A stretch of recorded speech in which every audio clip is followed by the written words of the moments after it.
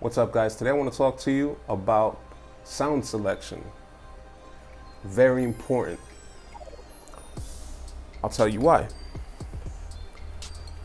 The sounds you select will affect the overall quality of your final product. Kicks, snares, your hi-hats, the synths you use, the samples you use. Obviously, a good mix engineer can make anything sound good, but, well, not anything, because if the source is crap, then your end product is going to be crap.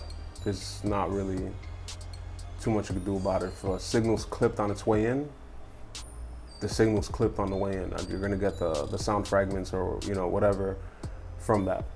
Can't do anything about it. So this is why it's important to make sure you have a good quality source for your sounds, especially your drums, like your kicks.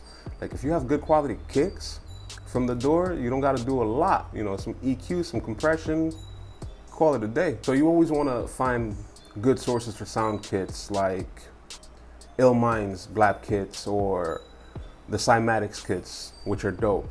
The sounds that you select also have to go with the flow of what you got going on. Like you don't want to put this like wild Timberland drum that's real top end heavy when you got an 808 that you want to push to the front. They're gonna conflict. There's not really gonna be too much you can do to get them to sound good together. You'll get them to blend, but it'll sound crazy. I promise you.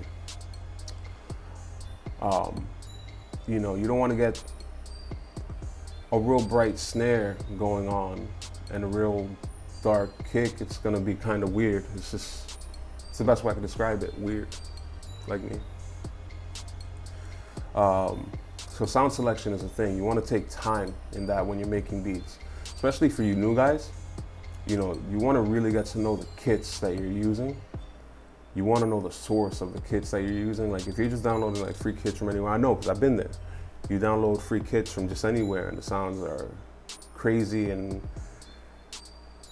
they take a lot. Well, at that point you don't really care. You don't really know too much about mixing, but the mix engineer cares. Often I've seen and I've replaced kicks on tracks because I just couldn't do anything with them. So you want to be real careful about the source when you're selecting drums. You want to make sure they match the overall vibe of the track. You don't want them to really go against the track. You also want to get your kicks in key with the track. Like it makes a difference. Especially when we're talking about how they cut through the track, how they hit. If it's out of tune, it's noticeable. If your 808s are out of tune, it's definitely noticeable. I even go as far sometimes to tune my snares to get them just to sync up a little bit. Not always. Snares are usually all right, but kicks definitely you want to tune. What I use to do that is a plug from Melda Productions called MTuner. And whenever I'm lost or whenever I can't figure out the key of whatever the sample is, I'll pop that on there, MTuner, and I'll watch to see, all right, what's coming up? What's the down note? Okay, it's D sharp or whatever it may be. And then I'll go to wherever I have my kick loaded up, whether it be Kong, because I use Reason, Kong or Redrum or in a grain. And I'll slap the Melda Production plugin on there too, the MTuner. And I'll watch it and then I'll tune it until it matches. And once it matches, you'll hear it just sounds better. Sorry, Melda Production MTuner is what it's called. And I use that quite a lot. It just makes it easier to tune the drums. In sound selection, and just to go beyond drums, in sound selection, when we're talking about synths, you want to make sure you have high quality synths.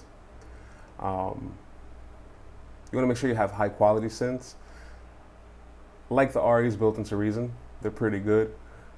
Some of them free synths, they sound a little iffy sometimes. You can always fix that. What you want to really do, if you're using factory patches, they'll usually have reverb and delay like built into the patch. Disable the reverb and the delay. Freak the synth however you need to freak it, and then add the reverb and delay yourself later with better quality reverbs and delays. This is something that I do, helps me control the sound, because you know, you get a bunch of synths in there and things can get muddy really fast, and nobody likes mud. Hi-hats. When you're picking hi-hats, you want to make sure you're not getting hats that are like too grainy. I've noticed that grainy hi-hats, they just like, once you add some verb to them, forget about it, it's a wrap. You're gonna have to do like some crazy stuff to get it to sound right. So what I do in that case is you can actually shorten up the tail of the hat, you know, trim down the length of the sample in whatever sampler you use to get it to play, and that should tighten up that hi-hat if you know, were unfortunate enough to pick a bad hi-hat. You can also do the same thing for kicks.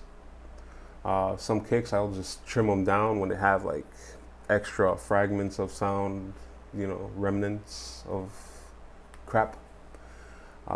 Just trim them down and then tune them so that they line up with the rest of the track. What you really want to go for when you're doing sound selection is cohesiveness. It's gotta kind of go together so that in the end, when it gets that final compression, that final glue, you know, it just sits in harmony, just perfectly balanced. That's really what you're going for in sound selection. So just make sure kicks, high quality kicks, you want to, you know, that's if you're not creating your own kicks. If you're creating your own kicks, then, you know, you already know how to tweak them. I'm not talking to you guys. I'm talking to the guys that are you know, they're out there looking for free kicks on the internet. You know, Cymatics gives away a bunch of free stuff all the time. So you definitely might want to check out Cymatics FM. Blap kits are really good too, by Ill Mind. So yeah, when we're talking about kicks, you want nice, tight, punchy kicks that'll cut through the record. If you're designing your kicks, then you already know how to get them there. If you're doing lo-fi, I think just about anything will work there. I haven't ran into any problems. Main thing you really want to do is tune. Make sure that they're in tune with the rest of your track. Make sure that if your track is, you know, in A sharp, that your kick is in A sharp too.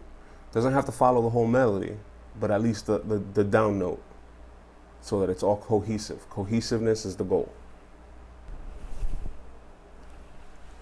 And that's all I got for you today. Just a little bit of advice. I'm not gonna get too technical, I'm not gonna get crazy, but maybe I will.